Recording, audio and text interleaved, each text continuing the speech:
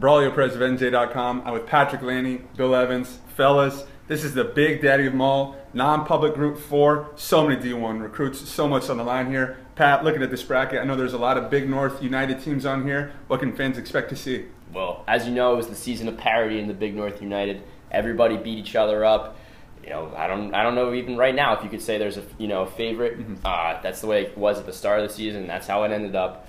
We all kind of expected it, and that's the way it came out. So we're heading into the non-public Group 4 playoffs, and this is ultimately what's going to decide it.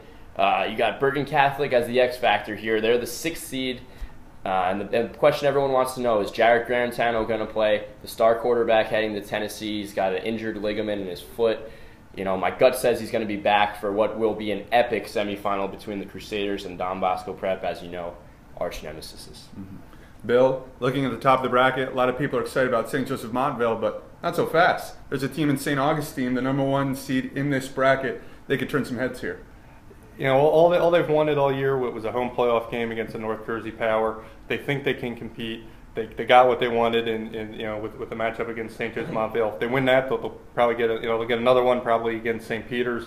It's right there for them. This has been their best team. In the last few years, they beat St. Joe's Hamilton really well at the beginning of the year. They're more balanced on offense than they've been, and they've got a really strong linebacking core and secondary. They think they can compete, and I do too. I think it's a good matchup for them too, Bill. You know, St. Joe's fantastic defense, but at sometimes they have trouble moving the ball on offense, and I think that could ultimately hurt the Green Knights on the road.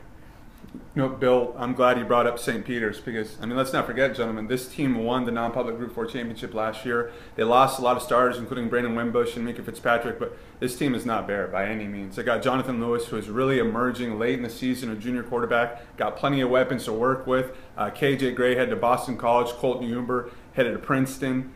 UPenn, not Princeton, my apologies. But that offense, loaded. So let's not write them off just yet. But Bill, looking at this, what's your pick? Finals moving forward? I do think St. Augustine can pull the upset here, but like Pat said, I think it's going to be a low-scoring game, and I think maybe they can come in and get one, 17-14, something like that.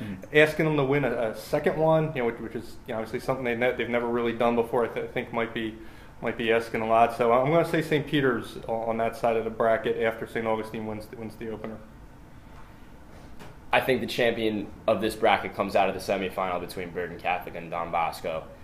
So I'm looking forward to that semifinal as ultimately, the championship game. I'm thinking Jarrett Garantano is going to come back for that one, and I think, he's the best player in the state, and I think that's going to make a huge difference. So I'm going the Crusaders out of the bottom, and I'm not buying the St. Augustine upset. The big boys up north, they play hard-nosed football, and I know St. Augustine's a good team. I got to pay some respect, but I think St. Joe's is still tough, stout, well-coached, and a really, really good 8th seed. So I'm going to take St. Joe's to beat St. Augustine, then beat St. Peter's to get to the final, but ultimately lose to Bergen Catholic. With me, I'm going to be a little different than both of you. I'm going to go with St. Peter's Prep to come out of the top. I think they're going to beat St. Augustine in the semifinals.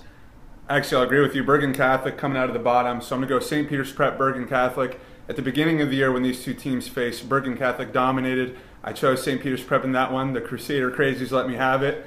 Dominant performance by Bergen Catholic. I think they come out on top again in this one. Jarrett Garantano, the Cinderella ending, the big story at the end, comes back, wins the state championship, goes to Tennessee in style. And I'll be a little different. I'll take Bosco out of the bottom half and say Bosco over St. Peter's in a championship game.